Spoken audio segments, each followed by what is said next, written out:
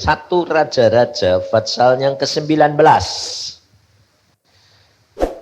Raja-Raja pasal 19. Ayat yang pertama, ketika Ahab memberitahukan kepada Isabel segala yang dilakukan Elia, dan perihal Elia membunuh semua nabi itu dengan pedang, maka Isabel menyuruh seorang suruhan mengatakan kepada Elia, beginilah kiranya para Allah menghukum aku, bahkan lebih lagi daripada itu, jika besok kira-kira pada waktu ini aku tidak membuat nyawamu sama seperti nyawa salah seorang dari mereka itu.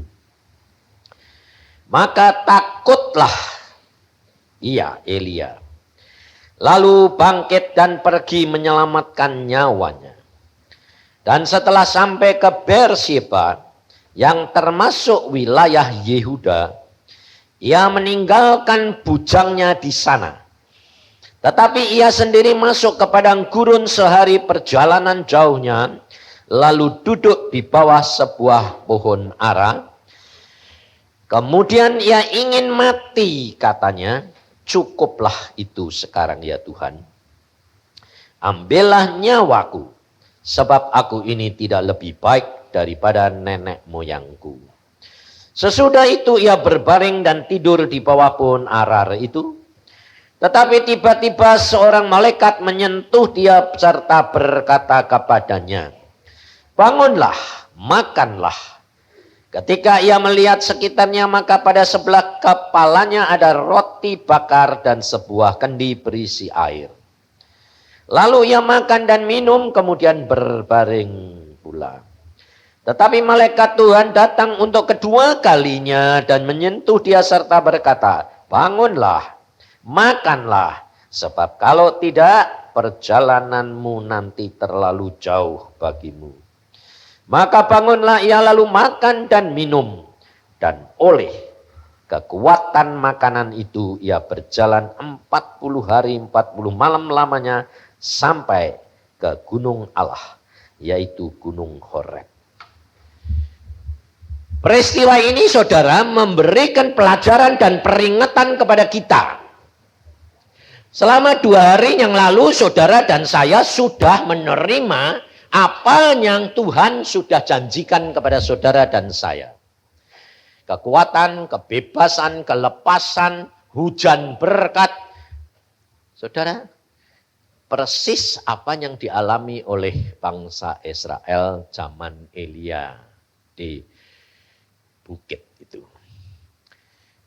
Tetapi saudara harus perhatikan apa yang telah dialami oleh Elia. Ahab, raja Israel, dia cerita kepada istrinya. Nah, saudara, peristiwa terjadi di gunung itu, dan apa terjadi? Isabel marah. Dan anehnya saudara, Elia takut. Ini perhatikan saudara. Kerap kali kita tidak menyadari mengapa kita menjadi anak Tuhan, menjadi orang Kristen, sudah mengalami perkara-perkara yang ajaib bersama dengan Tuhan, lama-lama anjlok lagi. Jarang sekali yang konstan naik. Sebab memang perjalanan orang Kristen naiknya itu tidak begini saudara. Naiknya itu naik, turun, naik lagi, turun sedikit, naik lagi. Bukan gini. Jadi resultatnya itu sama, tidak pernah berubah. Seperti truk, saudara. Naik, ini. Naik, gini. Kenapa, saudara? Kamu lihat, terbangnya burung Raja Wali. Kapan bisa naik? Kalau ada badai. Kalau tidak ada badai, naik apa turun? Turun, saudara. Turun. Sebabnya apa? Burung Raja Wali itu tidak banyak memakai gerakan sayap. Dia hanya memainkan keseimbangan. tapi tergantung daripada angin. Lain sama burung dadali, saudara. Burung dadali itu epek. Kalau dia berhenti, mati. Kalau ada badai, epek. Terus apa malah jatuh? Jatuh karena pakai kekuatan sendiri. Nah, kenapa orang Kristen itu kerap kali jatuh bangun? Nah, kenapa pakai kekuatan sendiri? Yang ngendalikan siapa? Ngerti, saudara? Maka dari itu, kalau engkau dan saya tidak benar-benar bergantung sama angin Roh Kudus, dan kamu pakai kekuatan sendiri, tidak akan sampai. Saudara dan saya cuma tinggal apa? Mengikuti. Oh, ini anginnya keras ke sini. Jangan lari. Saudara kerap kali paling senang apa? Menghindar. Ya toh? Maunya kalau ada masalah, lalu kamu doanya apa? Singkirin dong Tuhan. Belum sudah ketakutan. Nah itu masalah. Tidak pernah selesai, saudara. Tidak bisa. Justru masalah kamu harus punya pikiran apa? Ini kesempatan aku naik. Kalau tidak ditolong Tuhan pasti mati. Tapi ini kesempatan. Nah, maka dari itu saudara kerap kali kita itu tidak mau menderita, tidak mau masalah. Jangan takut saudara dan saya di dalam dunia tidak akan dapat lari dari masalah sampai mati. Mati saja masih bawa masalah. Dikubur gimana? Sampai mati saja masih ribut. Dikubur apa dibakar ya Pak? Loh, aku bilang ngapain pusing-pusing. Mau mati kok belum pesan-pesan sudah ribut kayak begitu. Ngurusi jasad yang tidak ada artinya. Biar orang mati, biar diurus orang mati. Kata Tuhan Yesus. Saudara dan saya itu harus benar-benar belajar. Kalau saudara mengerti kerja Roh Kudus, dia anginnya keras, kamu naik. Badai keras, dia akan naik. Kenapa? Karena kamu peka, kamu bisa mengerti kapan datangnya, kapan akan tidak ada angin badai itu. Jangan kira kalau tidak ada angin badai itu lalu kamu hidup tenang, santai, hati-hati. Justru di tempat seperti itu, kamu bakal jatuh, gampang jatuh. Lihat Elia. Justru dia di atas gunung membuat mujizat. Langit terbuka langsung hujan. 3,5 tahun tidak ada hujan, langsung pada saat itu hujan. Elia mengikat dirinya, lari, ngebut, kalah semuanya. 450 nabi-nabi mati semua, kalah sama dia. Tapi saudara tahu, setelah peristiwa begitu menakjubkan dan luar biasa, perkataan Isabel membuat dia takut kebirit-birit. Bayangin, nabi besar kayak Elia, bahkan sampai akhirnya pun tidak ngalami mati, dibawa ke surga, kalah sama siapa? Ngerti kamu perempuan ini? Ngerti? Fungsimu luar biasa. Mulutmu ini loh luar biasa. Hanya karena perkataan Isabel saja sih. Nabi besar, kebirit-birit, ketakutan setengah mati. Minta mati lagi. Nah, jadi itu super negatif atau super positif? Negatif. Berarti kalau ada super negatif, ada super. Nah, kamu ini apa? Oh, amin. Maunya ya dah. Maunya lah ini loh saudara. Karena apa saudara? Karena apa perkataan perempuan ini begitu luar biasa? Kenapa? Karena dia seorang penolong. Demikian juga Roh Kudus disebut penolong. Dia luar biasa.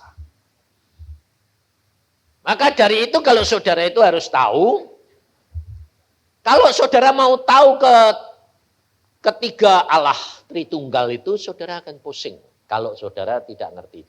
Tapi kita punya akal ini cuma sebatas kecil bakpo, jadi tidak bisa untuk ngerti. Cuma kamu akan ngerti. Nah, saya kasih gambaran. Allah kita itu 3 tapi 1. 1 tapi, jadi pribadinya berapa? 3 tapi, nah bagaimana bisa gitu? Bingung enggak? Bingung enggak? Jangan bingung. Karena gini, Roh Kudus itu 1 enggak? Tapi bisa masuk tempat kamu banyak enggak? Kenapa? Maha hadir, seperti air, angin. Jadi kamu napas toh? Kamu napas? Pakai apa? Udara toh? Udara toh? Tapi di sana, di luar ada udara enggak? Enggak pernah habis. Bisa dibagi-bagi enggak? Pinter ya dah. Lalu di dalam dunia roh, Roh Kudus itu punya bentuk pribadi.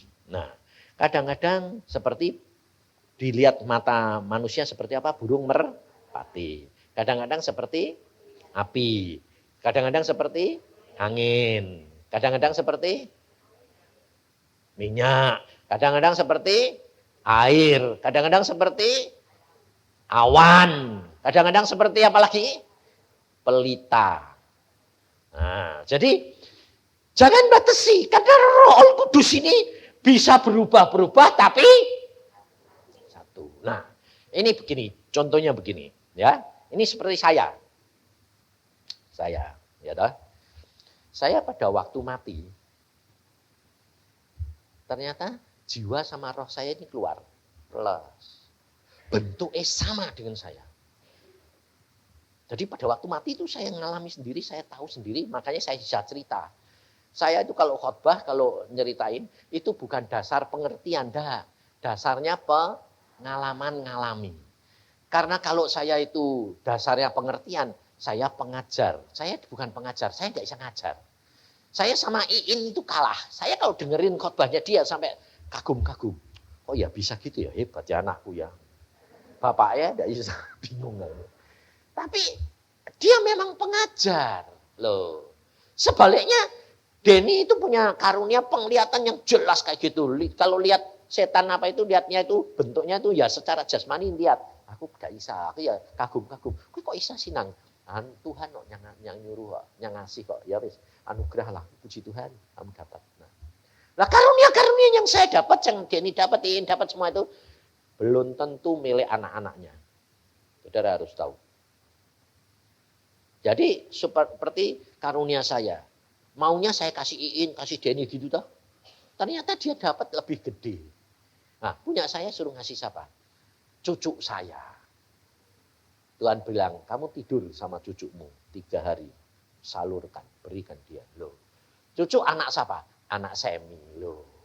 Sebaliknya punya Denny, Tuhan bilang, bukan punya anakmu. Itu punya anak Iin, Stephen, si Dodo itu. Loh. Aku bilang, loh kok aneh-aneh sih Tuhan. Itu kan hakku, bukan milikmu. Jadi perhatikan saudara. Jadi belum tentu milik saya jatuh kepada anak saya. Belum tentu. Bisa jatuh kamu, bisa. Belum tentu itu haknya siapa? Tuhan. Maka dari itu saudara perhatikan.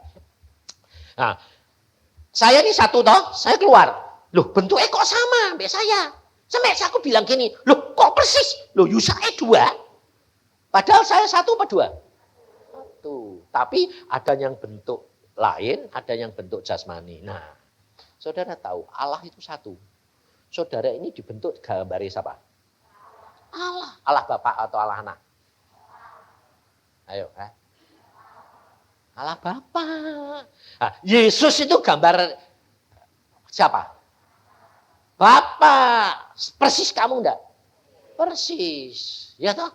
Punya hidung, punya mata ini 2, enggak 3 gitu toh, sama toh. Ngerti enggak? Nah, Allah itu satu. Nah, ada ayat bilang gini enggak? Aku, Yesus berkata, Tuhan Yesus berkata, aku datang dari Bapa dan aku keluar dari Bapa. Ada enggak? Cuma sedikit toh yang tahu, banyak yang enggak tahu. Makanya baca. Enggak tak kasih tahu, baca dewek. Supaya saudara itu tahu. Aku datang dan keluar dari Bapa. Jadi satu saat kalau kamu melihat Allah itu satu, Allah duduk di tahtanya. Tidak ada orang bisa melihat matanya Bapa, hidungnya Bapa, tidak bisa. Karena terlalu mulia. Memang ada bentuk-bentuk, ya mata itu ada, hidung ada, semua persis kayak manusia. Tapi begitu mulia sehingga tidak bisa dilihat satu-satu, tidak bisa. Nah, kalau dia duduk di tahta, satu saat nanti Tuhan Yesus cari, loh Tuhan kok tidak ada? Ada ya satu ini sama Bapa. Tapi satu saat Yesusnya itu keluar dari Bapa. Seret keluar. Loh, 2. Makanya ada ayat bilang gini toh. Aku berdiri di sebelah kanan Bapa. Dilihat siapa? Stefanus. Tapi biasanya selalu dia duduk di sebelah kanan Bapa. Tapi satu saat dia berdiri di sebelah kanan Bapa. Kenapa? Kenapa Stefanus lihatnya berdiri? Sebab Stefanus mati karena Yesus, Tuhan Yesus menyambut dia. Dia dihargai di hadapan Tuhan sampai Yesus sendiri berdiri. Nah, jadi Bapak duduk, terus Tuhan Yesus kadang-kadang keluar. Kalau mau menemuin kamu gitu itu sekarang ini Bapak Yesus keluar. Nah, keluarnya punya daging sama tulang enggak? Punya. Tapi bisa masuk ke dalam Bapak roh enggak? Bisa. Contohnya ikan goreng. Bingung ikan goreng.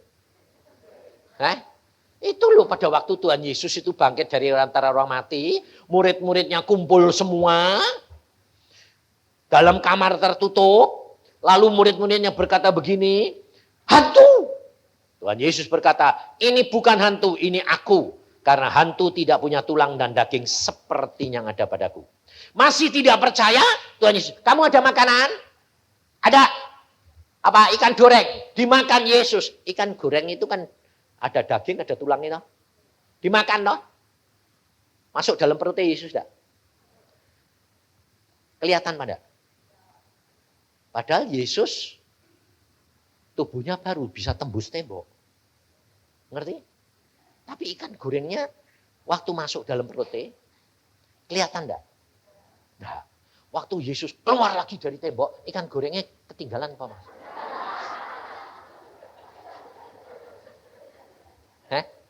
Loh, waktu Yesus keluar lagi tembus tembok, ikan gorengnya ikut Yesus atau ketinggalan mak keplok? Karena dia daging biasa, ikut pada? Ikut. Nah, itu Yesus itu punya tulang dan daging. Bapak itu roh, tidak punya tulang daging. Jadi Yesus contohnya kayak ikan goreng. Masuk ke tempat Bapak, plus bisa masuk enggak? Bisa. Nah, Roh Kudus itu bagian dari Bapak yang selalu meliputi dan yang ada di dalam Bapa dan di dalam Yesus. Jadi Roh Kudus itu bisa berbentuk macam-macam, tetapi kemana saja Yesus pergi, Roh Kudusnya ikut Yesus, tapi tetap ada Bapa. Lalu pada waktu dia pergi, dia beri Roh Kudus kepadamu, makanya aku utus Roh Kudus untuk masuk ke dalam kamu. Jadi kamu dapat sebagian atau seluruhnya?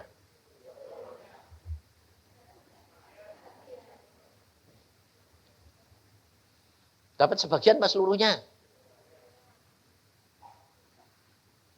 Jangan kebesaran perasaan.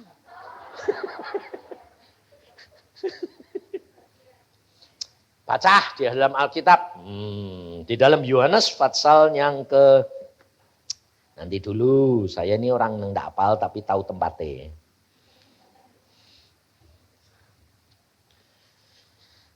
Roh Kudus Yohanes 3 ayat yang ke-34. Nah, baca, luar biasa firman Tuhan ini.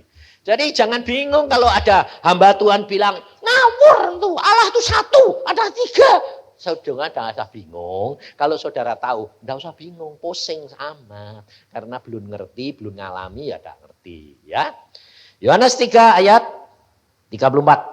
Sebab siapa yang diutus Allah, dialah yang menyampaikan firman Allah. Karena Allah mengaruniakan rohnya dengan tidak.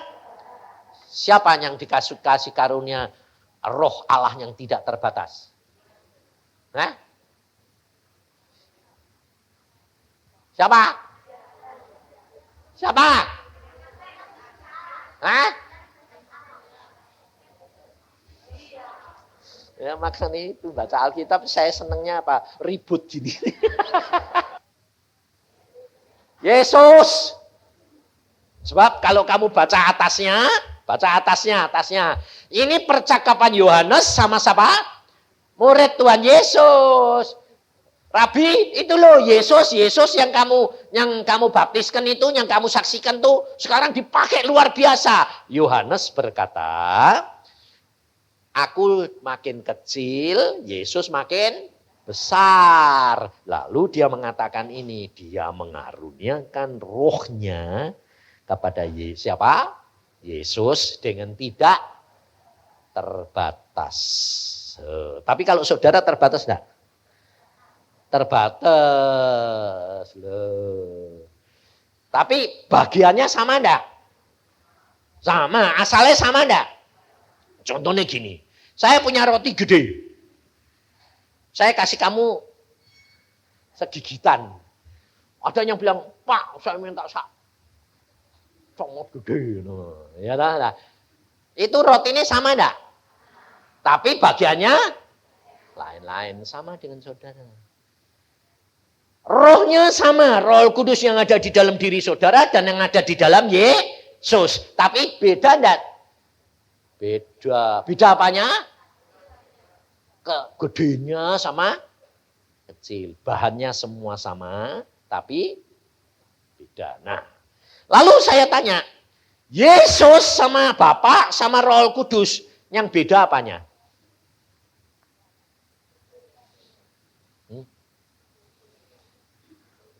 Nah, ini bilang fungsi, yang ini bilang apa? Baru diajari tadi. Yang beda apanya? Bapak enggak ada tulang tapi Yesus punya.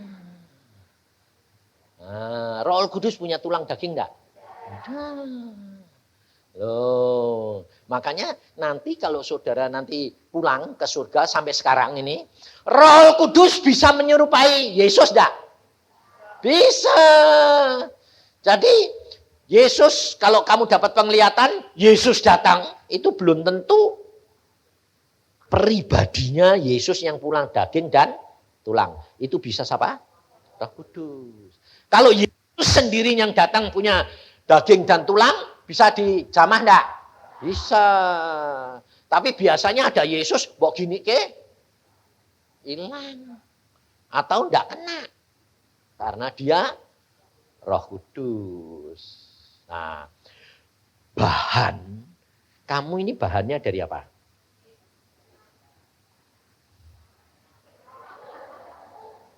Kok daging dan darah? Wong bahan no.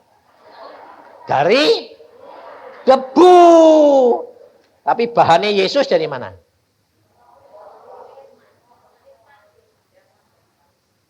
Ya. Bahannya Yesus 2. Ada yang dari debu, karena dia dikandung Maria. Punya daging dan tulang seperti kamu enggak? Nah, bahannya Yesus itu ada debu, ada bahannya Bapak. Nah, bahannya Bapak apa? Roh, bentuk tubuh tapi roh. Sebab Yesus berkata apa? Aku datang dan keluar dari Bapa. Nah, kalau kamu diciptakan. Yesus diciptakan enggak? Baca Alkitab. Supaya jangan bingung. Makanya itu nanti kamu akan ngerti. Coba Wahyu. Tapi kalau kamu ngerti, saya minta tidak boleh dibuat perdebatan. Kalau kamu dibantah, diem. Jangan sok pinter. Sebab dek keminter Tuhan ndak seneng. Wahyu 3 ayat 14. Ayo. Dan tuliskanlah kepada malaikat jemaat di Laodikia. Inilah firman dari Amin. Saksi yang setia dan benar. Permulaan dari ciptaan. Jadi Allah dicipta enggak? Yesus dicipta enggak? Hah? Nah, betul enggak? Saudara tahu. Karena dia punya bahan dua toh. Bahan debu dan bahan roh. Nah, yang ditulis di sini permulaan ciptaan itu bukan bahan debu. Itu bahan roh. Nah, lalu bagaimana keluarnya? Aku keluar dari Bapa. Saudara tahu? Kalau amuba itu kembangnya bagaimana? Manae bagaimana? Dagingnya cetut, blum. Nah, bahannya sama persis dah. Sama. Kamu sama bapakmu persis dah bahannya. Ayo tak tanyai saya. Kamu sama bapakmu bahannya sama enggak? Beda. Kenapa? Karena ada ibumu. Oh, saudara dan saya itu ada ibune. Bapak ibu, mosok jadi dewean ana bapake toh. Enggak bisa toh. Bapake mana? Enggak ada. Ibune mana dewek? Ada Yesus. Tapi bahannya saudara itu sama bapakmu sama enggak? Kamu adalah terjadi dari dua bahan. Bahannya papa sama makanya watakmu. Watake bapak apaan mama? Campuran. Kalau banyak bapake, ya modelnya kayak bapake. Kalau banyak ibune, modelnya kayak ibune. Tek setengah-setengah. Ya kadang-kadang sana. Ngerti saudara? Nah, sekarang Yesus itu bahannya, dia pada waktu keluar dari Bapa, diciptakan Bapa. Itu karena Bapa itu yang mula-mula, dia tidak punya nama, aku adalah aku, tidak ada yang ngasih nama. Dia yang permulaan. Nah, setiap bangsa manggil dia punya bahasanya sendiri-sendiri. Nah, dia pada waktu sendirian itu, dunia belum ada, setan belum ada, sembarang belum ada. Yesusnya itu, Bapak itu nyari teman, jadi badannya sendiri dikeluarin, terus jadi Yesus. Dia jadi anak yang main-main di pangkuannya Bapak. Nah, ngerti? Dan dia anak kesayangan. Nah, di dalam Amsal 8, coba baca.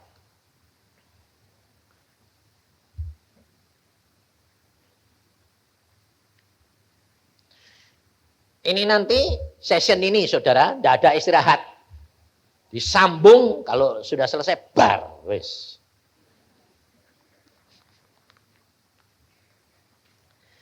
Dalam Amsal 8 ayat 30, aku kata Amsal ini sebetulnya yang disebut aku ini hikmat. Hikmat ini Yesus.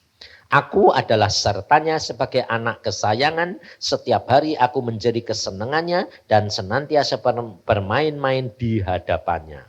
Aku bermain-main di atas muka buminya dan anak-anak manusia menjadi kesenanganku. Kenapa saudara dan saya menjadi kesenangannya Yesus? Karena Yesus bakalnya turun ke dalam dunia pakai daging dan tulangmu. Sama. Loh. Jadi saudara sama Yesus nanti jadi kekasihnya. Loh. Enak loh? Makanya luar biasa Tuhan itu. Kalau saudara dan saya membaca firman Tuhan, belajar, maka engkau akan melihat dibuka. Kamu tidak akan bingung. Jadi Allah itu satu, ya. Karena memang Bapa satu. Tapi bisa tiga, bisa. Tapi kadang-kadang, jadi kalau nanti di surga itu begini, saudara. Lalu tiga terus, enggak. Ya satu tiga satu gitu, saudara. Nanti di surga itu Bapaknya itu wih, luar biasa. Lalu tiga terus, enggak. Ya satu tiga satu gitu, saudara. Nanti di surga itu Bapaknya itu wih, luar biasa. Dia kalau gerak sedikit saja, malaikat mental semuanya. Dia itu luar biasa, dia pencipta yang luar biasa. Gerak sedikit saja, mental semua, saudara. Makanya yang keluar ini Yesus, yang ngatur semua itu Yesus. Dan kalau Yesus itu nanti nemuin saudara jalan-jalan, dia lihat semua itu, semua nyembah dia, muji dia itu enggak kayak Bapak dong. Gerak sedikit mental semua, kabur nanti. Dah. Sayang, dia sayang, merangkul, gurau. Tuhan Yesus itu. Jadi saudara nanti itu senangnya setengah mati di sana. Nah, Roh Kudus itu kadang-kadang keluar dari Bapa itu terus seperti pelita, 7 pelita yang keliling mengawasi, merekam apa yang terjadi di dalam perbuatan di dalam dunia ini. Semua direkam oleh Roh Kudus. Makanya Allah itu maha tahu, kenapa? Karena semua terekam. Pada waktu Allah kepengen lihat, semua kelihatan. Yang rekam dari permulaan sampai nanti akhir zaman, Roh Kudus. Sebab saya bilang, loh Tuhan, kalau engkau maha tahu seperti pengertian kita yang salah, setiap hari berarti kamu lihat kotoran najis gitu Tuhan.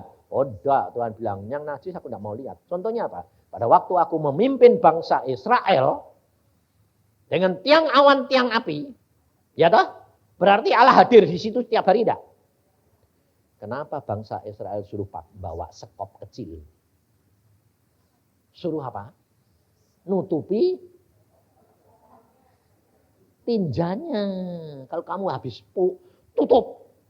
Kenapa? Karena bapakmu tiap hari lewat nanti kepenyek-penyek. Loh. Ada ayatnya, saudara. Nah, kalau maha tahu langsung meskipun ditutupi lihat enggak?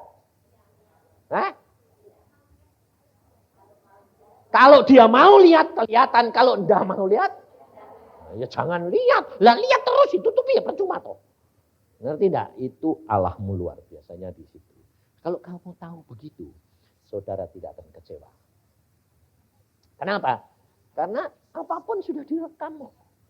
Perlunya kamu berdoa mengingatkan Bapak. Kalau Bapak ingat, kamu sembahyang. Surat fakmu masuk sembahyang. Dilihat sama Tuhan Yesus. Lah kalau ngelihat Tuhan Yesus itu baca. Itu enggak seperti saudara dan saya gini. Baca segini, ayatnya kadang-kadang sejam enggak habis. Enggak. Di sana itu demikian set gitu. Seluruh isi surat itu terbaca. Dan ngerti. Saya ngalami sendiri tahunya gini. Loh Tuhan, engkau kok enggak bacain? Sudah, Tuhan bilang. Aku demikian masuk ini, saya lihat ini tak bacai semua. Loh, lah kok baca kok cepet kayak gitu? Terus Tuhan bilang, kamu alami. Nah, terus dia berdiri, dia pergi. Tuhan bilang, kamu duduk di kursiku. Saya duduk. Nah, saya lihat surat-surat. Loh, lah kok langsung? Demikian saya duduk di kursinya dia. Lihat gini. Oh, ini surat yang harus ditunda. Oh, ini yang harus ditandatangani. Oh, ini tolak. Enggak usah dibaca satu-satu, enggak usah. Cuma,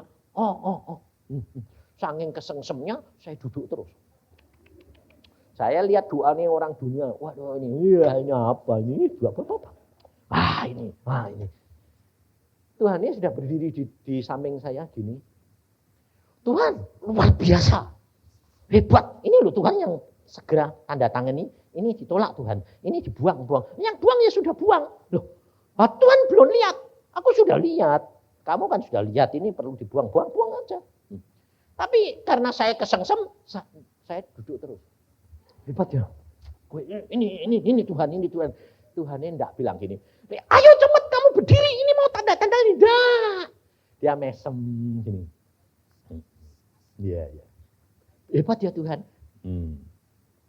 Tapi pikir kok mesem kok hamba. Sadar saya, lah tempat duduknya tak duduki. Lah ya nenek. Terus saya bilang, oh maaf. Silahkan duduk Tuhan. Tuhan jawabnya apa? Baik, kalau kamu ngerti. Nangis aku saudara. Tuhan engkau kok lembut, engkau kok rendah hati. Tidak pernah marah kayak salah gitu. Aku ngerti engkau itu daging terbatas.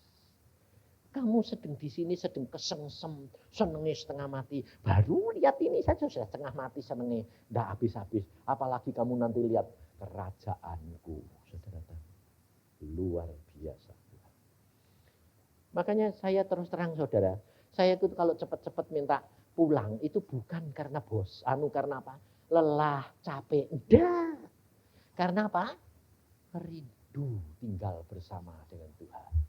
Kan di sana itu waduh enaknya luar biasa. Tapi Tuhan berkata, kamu selesaikan yang di dunia. Waktu saya umur 60, Tuhan berkata, sudah selesai. Wah saya senangnya setengah mati. Puji Tuhan, sudah selesai. Tuhan bilang, aku mau kamu tambah.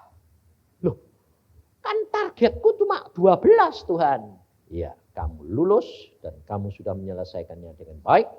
Karena kalau kamu melakukan pekerjaanku dengan segenap hati, segenap pikiran, dan kekuatan. Saya tidak tahu dulunya bagaimana saya bisa sampai. Tuhan berkata, setiap pekerjaan yang aku berikan kamu di dunia, baik ibu-ibu masak, baik ibu-ibu jadi ibu rumah tangga, lakukan dengan segenap hati. Baik kamu menjadi suami atau menjadi istri, lakukan dengan segenap hati. Itu pekerjaan Tuhan. Jangan nuntut. Engkau akan melihat kemuliaan Tuhan. Selesai. Kalau selesai Tuhan berkata apa? Aku mau kasih kamu bonus. Dengan cara apa? Naik ke tingkat lebih tinggi. Saya masuk ruangan itu kaget saudara. Kenapa? Ruangannya gede, bagus, isinya cuma berapa gelintir orang. Dan ternyata diteguhkan oleh seorang hamba Tuhan. Dari Malaysia atau Singapura. Dia pernah tanya Tuhan gini, Tuhan, orang di seluruh dunia ini yang dekat kepadamu, akrab dengan engkau, ada berapa Tuhan? Tuhan cuma bilang apa? Seluruh dunia cuma ada 10 orang. Bayangin. Sekarang cuma ada 10. Salah satunya adalah Polkin. Polkin, orang hamba Tuhan yang suka duduk diam berdoa. Jemaatnya kecil, tidak besar. Bukan Robert Gladden, bukan Benny Hinn. Polkin. Seorang hamba Tuhan nabi, tapi banyak duduk diam. Kalau Tuhan berkata pergi, pergi. Kalau Tuhan berkata duduk, duduk, saudara. Lalu dia berkata, oh salah satunya, apa lagi Tuhan? Ini. Terus di Asia ada enggak? Ada. Tapi Tuhan dia enggak berani nyebut sapanya. Ada 10, cuma 10 orang yang paling dekat dengan aku. Ada tahu? Kita kerap kali tidak tahu. Tapi saudara dan saya punya hak yang sama.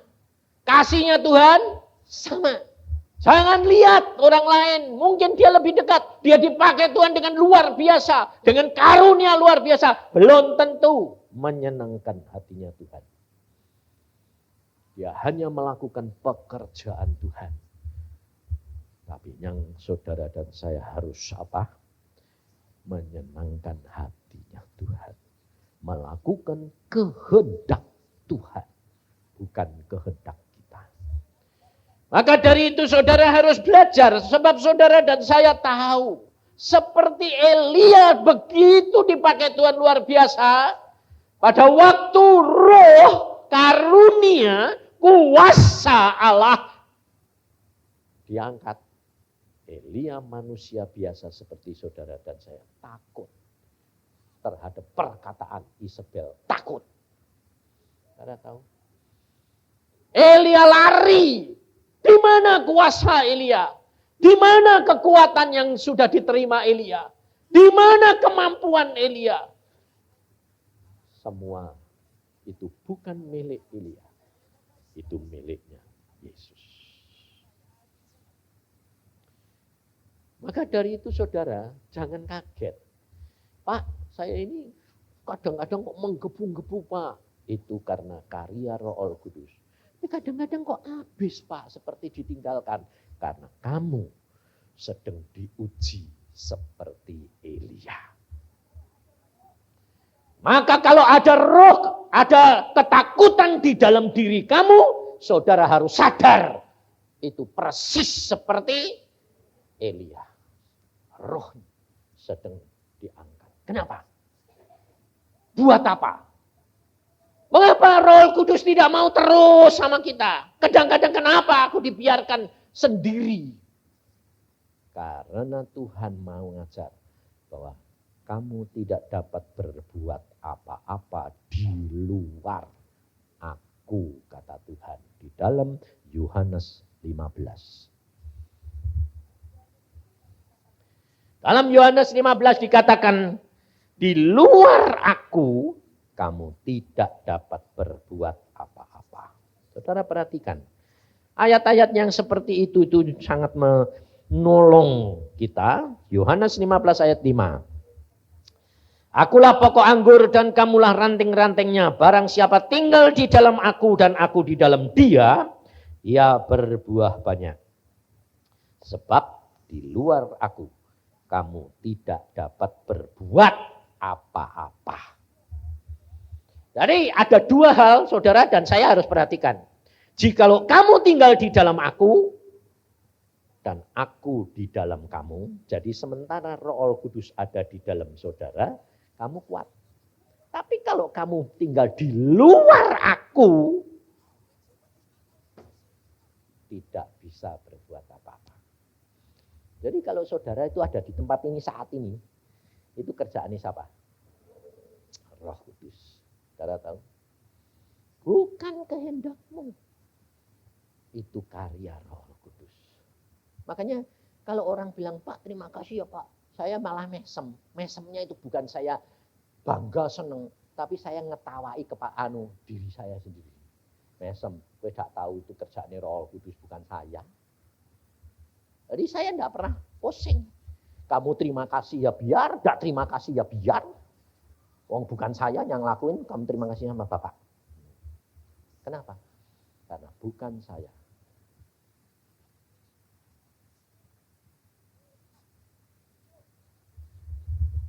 Dia yang melakukan di dalam saya, bukan saya.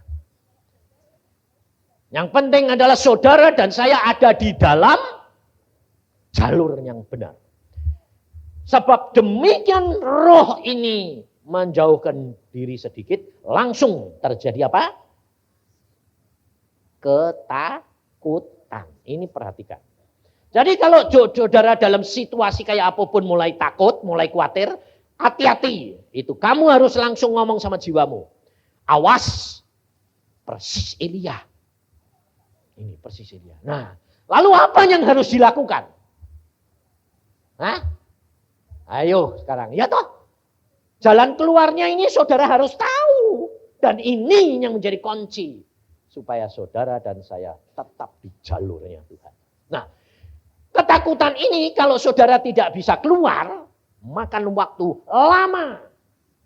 Perhatikan, Elia harus bayar harganya berjalan. Tidak makan, tidak minum. Berapa? 40 hari, 40 malam. Bayarnya mahal, saudara. Untuk apa? Untuk ketemu Allah di Gunung Horeb. 40 hari, 40 malam harus berjalan. Tak makan, tak minum. Bayarnya mahal, saudara. Tapi kalau saudara dan saya tahu, saudara tidak usah bayar mahal. Peka, waspada, Jadi kalau sudah mulai ada ketakutan, langsung datang di bawah kaki Tuhan. Kamu katakan, Tuhan, aku butuh Engkau. Ini ketakutan datang, berarti ada sesuatu yang Engkau biarkan supaya aku tahu bahwa aku perlu Engkau. Lalu apa? Apa yang saudara dan saya perlukan? Untuk punya kekuatan membayar harga waktu itu apa? Makan roti dan minum air yang disediakan Tuhan. Malaikat itu nyediain kan, bukan alien yang nyediain. Roti hidup firman, Yesus, dan air kehidupan Roh Kudus. Dua ini yang kau perlukan. Kau datang, masuk, datang ngomong. Kalau kamu sedang masak, ngomong, Tuhan aku butuh Engkau. Lalu firman Tuhan, ingat kembali. Ingat. Kata-kata iman, masukkan. Roti hidup. Lalu minta pertolongan Roh Kudus. Tuhan Roh Kudus, Engkau penolongku. Tolong aku. Makan, lepas. Nah, saudara tahu? Makannya Elia makannya berapa kali? 2 kali. Berarti kalau kamu di dalam rasa ketakutan, baca firman lebih banyak. Berdoa lebih banyak. Sehingga akhirnya saudara banyak diem diri. Kerap kali saudara di dalam kesulitan, mamanya keuangan, kesehatan, malah tambah malas, susah berdoa. Salah. Double makannya roti dan air. Kehidupan. Duduk diam. Bukan duduk diam itu tidak menyelesaikan masalah. Justru di situ mempersingkat waktu dan menyelesaikan masalah. Tapi pikiran kita kerap kali apa? Mau berbuat sendiri. Cari jalan sendiri. Caranya sendiri. Malah tidak karu-karuan. Enak itu pokoknya nurut Tuhan. Dan kamu waspada. Sangkal diri. Sebab pada waktu kamu di dalam ketakutan, oh itu waduh, saudara kerap kali terus larinya apa? Cari tolong siapa? Hamba Tuhan. Itu. Saudara lari dulu sendiri kepada Yesus dan Roh Kudus. Nanti kalau Tuhan berkata, itu perlu hamba Tuhan itu, manusia yang lain nolong, saudara akan ditolong. Gak usah takut. Karena Tuhan tuh lebih tahu saudara. Ada seorang hamba Tuhan, ya baru bertobat. Lalu dia belum bisa ngerti caranya bagaimana. Dia lugu. Makanya saudara harus seperti anak kecil lugu itu. Dia melayani di satu kota. Itu sudah kemalaman, jam 11 malam. Bis sudah habis. Dia lalu bilang, Tuhan, aku ini besok jam 7 itu harus ada di kota itu. Perjalanannya itu 5 jam. Ini jam 11 malam. Bis sudah habis. Jam 7 harus sudah di kota lain. Perjalanannya naik bis itu 5 jam. Lalu dia keluar habis pelayanan. Nah, karena pelayanannya terlalu lama. Orang semua kagum dan minta tolong. Ya dia terlalu tidak bisa nolak. Karena ini ya perempuan. Biasa kalau perempuan itu tidak bisa nolak. Karena apa? Melayani maupun segala berdasarkan apa? Perasaan. Saya bilang, Tuhan kok tidak bisa nolak? Biasa atau wong ibu. Ibu itu tidak bisa nolak di anaknya. Oh gitu. Kasih seorang ibu. Oh ya, kalau gitu baik ya Tuhan. Baik. Tidak apa-apa. Jadi tidak tak salahin. Kalau ibu-ibu begitu tidak salah. Jadi biasa. Nah, jam 11, aduh sudah tidak ada apa-apa. Lalu dia bilang, Tuhan, aku ini harus sampai di sana besok. Piye Tuhan, ini sudah jam 11 malam. Tidak ada kendaraan Tuhan. Ada bajai. Bajai itu loh. Tahu bajai itu? Yang itu satu orang penumpangnya ya 2 orang teman. Gitu terus. Harus enggak ada ya bajai lumayan lah supaya nganter sampai ke Stanplat, siapa tahu ada omprengan. Jadi dia stop turun. Tolong ya Pak, antar saya ke Stanplat. Bapak bilang gini. Mau pergi kemana? Wong Stanplat juga sudah kosong. Loh, saya itu harus sampai ke kota itu, Pak. Lah ya sudah, tahu tak antar aku. Dia melongok. Lah pakai bis saja 5 jam. Pakai bajai berapa? Itu. Nggak sampai. Ya toh, oh bajai larinya kan. Kerek. Tapi dia bilang, lumayan daripada nurut aja dia masuk. Ya sudah, antar aku, Pak. Bajainya ngebut. Saudara tahu? Jam 2 sudah tiba di tempat. Dia kaget. Ini sudah di kota itu. Kamu tidur di mana di sana? Ya, waduh, loh, bajai ini kok bisa ngebut, Pak? Lalu dia bilang, ini bukan bajai biasa. Dari mana, Pak? Kamu kenalkan aku. Aku ini Petrus.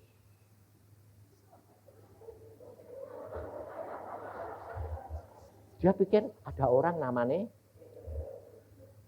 baju orangnya gede, tinggi, gede, dur gitu. Aku ini Petrus. Loh, Petrus siapa, Pak? Lah aku ini Petrus, muridnya Tuhan Yesus. Loh, Bapak Petrus yang di Alkitab itu? Iya. Aku diutus Tuhan nganter kamu. Loh, pantesan bajai ini ngebut ya, Pak. Iya, wong ini bukan bajai biasa. Ini kendaraan roh. Oh, terima kasih ya Pak Petrus. Hilang. Bajai ini hilang, Petrusnya hilang. Jangan pergi lagi ya, dadah.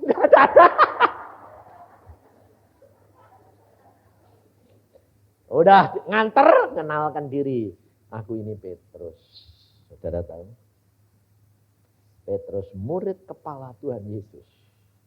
Diutus ke dalam dunia untuk mengantar anak-anaknya.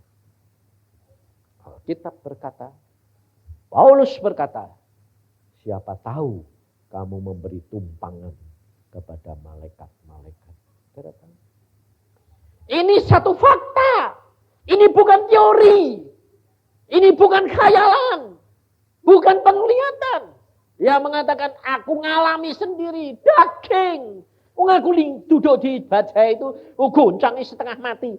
Tapi ngebut cepat, tahu-tahu sudah sampai keluar Petrus. Salaman. Saudara, Roh Kudus mengawasi kamu. Dan setiap perkataanmu doa. Ini perempuan ini doa tidak masuk kamar. Di tengah jalan, tengah malam, sendiri. Dia bilang, Tuhan, aku harus sampai sana.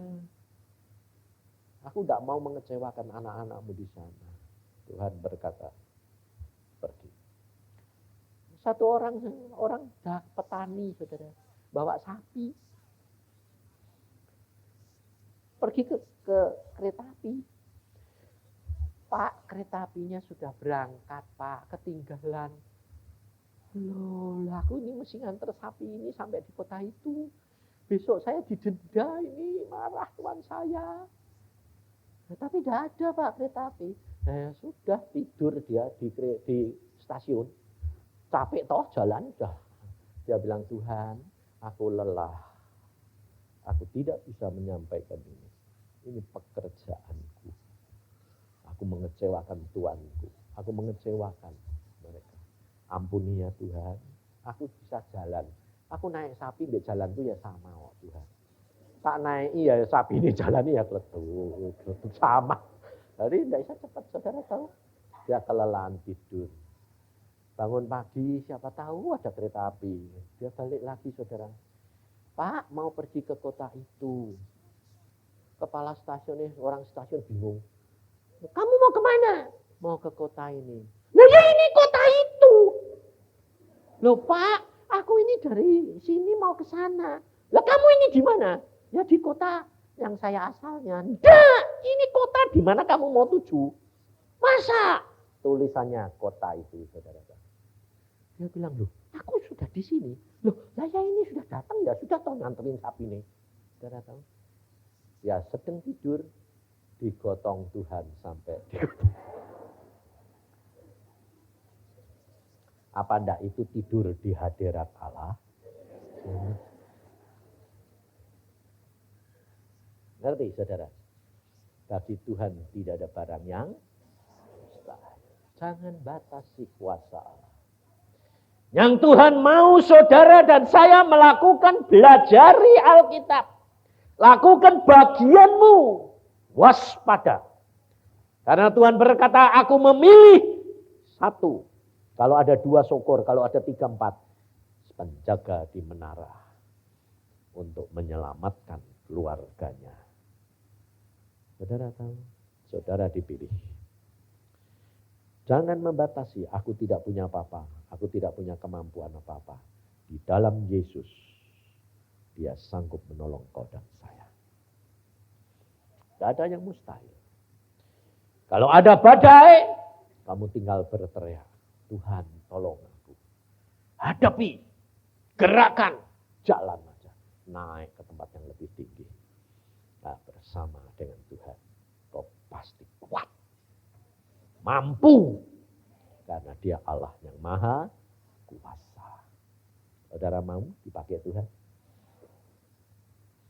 Saudara mau menjadi pendoa buat keluargamu? Kamu mau pikul salib? Nah, begitu dong. Mau. Karena itu, kalau kamu pikul salib saudaramu, salibmu dipikul Yesus. Dan kamu akan selesai semua yang bawa. Sehingga nanti kamu pulang ke surga, saudara, nanti banyak yang nyambut. Nanti berkata, terima kasih ya, kamu dulu yang mengingatkan aku. Kamu, waduh luar biasa. Saudara, kita akan bersuka cita. Karena kita melakukan bagian kita, bukan melakukan bagiannya orang lain. Dan nama Tuhan dimuliakan. Amin. Mari kita berdoa.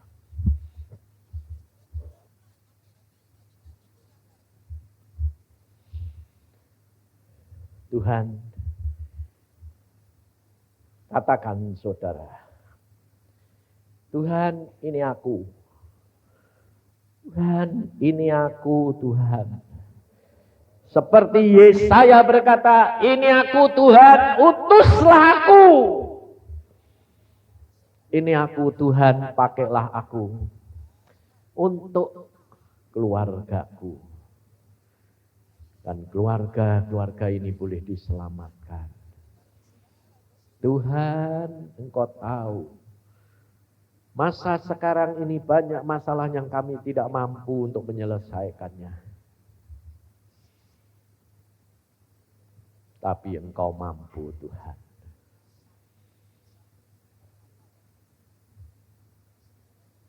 Engkau dapat melakukan segala perkara. Bagimu tidak ada barang yang mustahil. Tidak mungkin. Engkau mungkin Tuhan. Karena Engkau yang mempunyai langit dan bumi. Yang maha kuasa. Sanggup lakukan segala perkara. Bapakku. Hamba-Mu mohonkan belas kasihan-Mu Tuhan. Untuk anak-anak-Mu di tempat ini.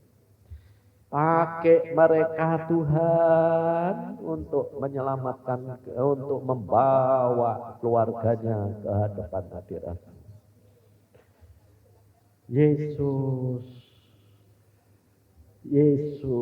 ada suami-suami yang begitu galak, begitu kejam, begitu jahat.